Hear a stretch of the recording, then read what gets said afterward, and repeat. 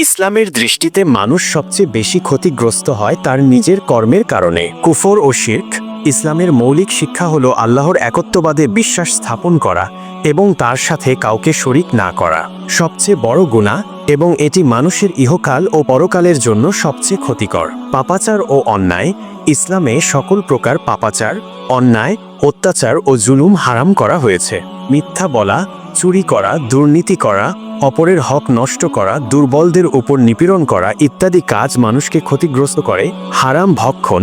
ইসলামে হারাম খাদ্য ও পানীয় গ্রহণ করা কঠোরভাবে নিষিদ্ধ। অহং স্বার্থপরতা অনুসরণ তাকে ভুল পথে চালিত করে। এর ফলে মানুষ বিভিন্ন প্রকার গুনাহে লিপ্ত হয়।